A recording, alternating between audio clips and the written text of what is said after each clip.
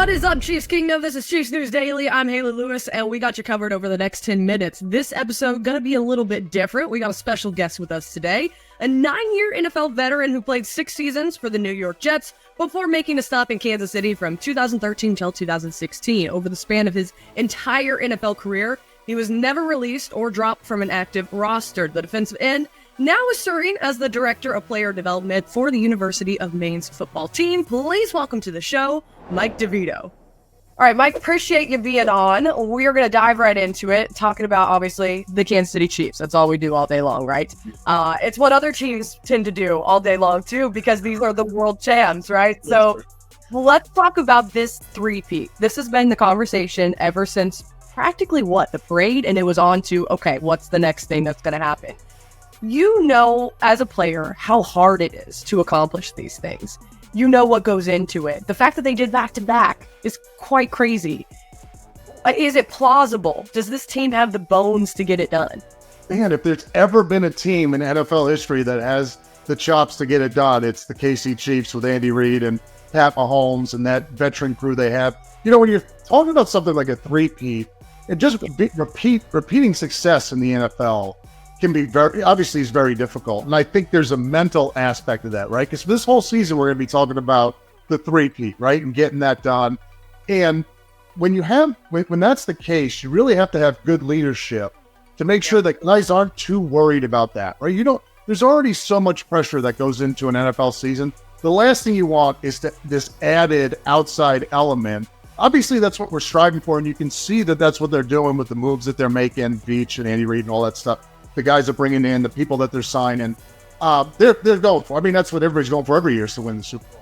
But don't have this added element of pressure that can get into your head and throw off the locker and throw the guys off. Focusing on something that you just focus one day at a time, and that's something that I learned from Andy Reid. I remember there was a team meeting he had with us once where he said, "Look, to be successful in this league, you can't worry about what's going on Sunday. You can't worry about who you have on the schedule 3 weeks from now, 4 weeks from now." He said, just win at whatever's next on the schedule.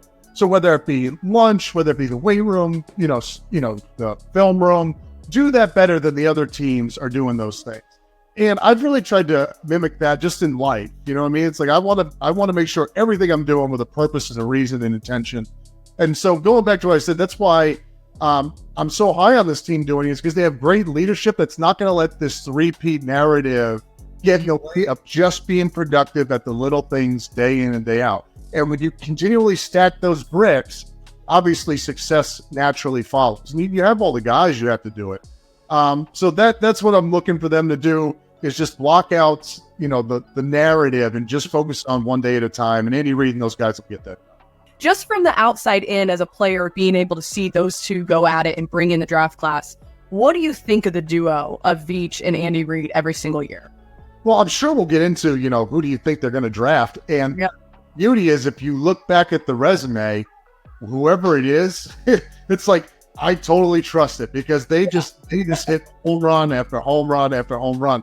But you bring up an interesting point. I am totally in ignorance as it relates to how those conversations go between head coach and GM, and especially in Kansas City, because it's not your normal head coach GM relation. I mean, there's much more synergy there, right? Whereas, when I'm with the Jets, and you have Rex Ryan and Mike Tannenbaum, who are both incredible, but I know Mike is making the calls when it comes to drafting guys, and Rex is informing him, but there's probably less back and forth than there is with Andy Reid and Brett Veach. And I imagine that has, as great as that is, to have two beautiful minds looking at the stuff, I would imagine that can be tough at times too. And so I wish I knew what that process looked like. I mean, it's a mystery to me, but whatever they have for a metric to get that done, like I said, they just hit grand slams. And, you look at guys like Chris Ballard, who have come out of this program as well, that same thing.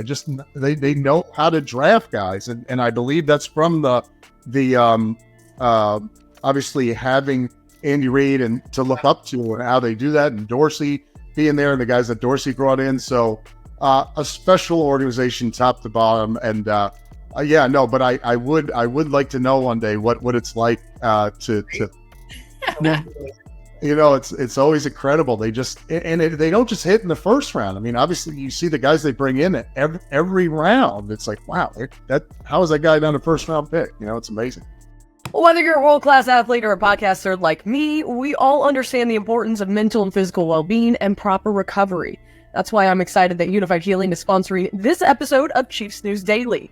Unifyd Healing is a new and innovative global network of wellness centers powered by Energy Enhancement System, or EE System. Whether you're here in Kansas City or elsewhere, there are hundreds of locations across the globe. Access to a center is easy and affordable. Interested in experiencing the EE System technology for yourself?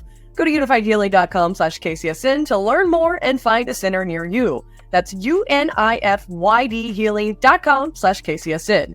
No material or testimonials on the Unifyd Healing website are intended to be viewed as medical advice or a substitute for professional medical advice, diagnosis, or treatment. Always seek the advice of your physician or other qualified healthcare providers with any questions you might have regarding a medical condition or treatment and before undertaking a new healthcare regimen, including EE System. You mentioned we're probably going to talk about some of those positions that the Chiefs need to invest in, and they always say best available player, and yes, the draft board is going to fall a certain way and they can't control everything, but if you're looking at this team, this is a team that you closely follow and obviously have an invested interest in, who is the most essential, maybe either position group or if there's maybe a specific player that you think Kansas City has really got to look at because that could be somewhat special potentially for them later down? Yeah, Hayley, I probably not surprising, coming from who you're talking to, but I'm always big. I just feel like there's less risk drafting a lineman, whether it be an O lineman or D lineman, than there is drafting a skill position in the first round, especially lower in the first round. Sometimes you have those Marvin Harrison Juniors who are just clear cut. He's going to have no problem transitioning, but he's going to be gone, 2 or 3, something. But you have this especially a tackle. Like I love the tackle draft class. You have a lot of great players. I read some write-up that said the most tackles ever drafted in the first round were 8.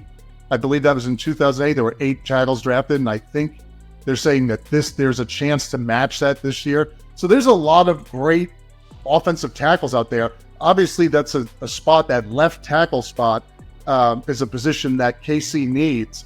Again, I've seen you can have everybody else, but I think outside of the quarterback position, the second most important position on the field is the left tackle position. And so if you could get a young guy in there that you can put in there and have like Reid, like Trey, like Thuney, where you have a guy that's now locked in long-term, that's a staple at left tackle. I mean, we saw it with Eric Fisher. I saw it in New York with DeBrickashaw Ferguson, the guys that I got, having that long-term spot locked up long-term at tackle. I think that it really paid dividend. And again, it's much less risky to draft tackles than it is to say, talk about wide receiver and cornerback and things like that. So I know that's not the sexy answer, but if I had to pick, I would say a left tackle. So, maybe even trying to trade up. But like we said, they could go long snapper, and I'm going to be like, yep, they got it. Whatever you say. Hey, it's all right. We take safe over sexy here. That works in a bell draft. Appreciate having you on, Mike. Thank you for your insight. Appreciate you taking the time, and hopefully we'll be chatting as Kansas City gets closer and closer to kicking off this 2024 season. Absolutely, Hayley. Always an honor to be on. Thank you so much for having me. All right, folks, that does it for another episode of Chiefs News Daily. As always, thank you for joining us. Remember to join us on the LLC, our Loyal Listeners Club. It's a great place to chat, interact with other fans and myself. Also, make sure that you show some love here today on this episode. Like and subscribe on the KCSN YouTube channel. We will see you tomorrow. Have a great rest of your Thursday.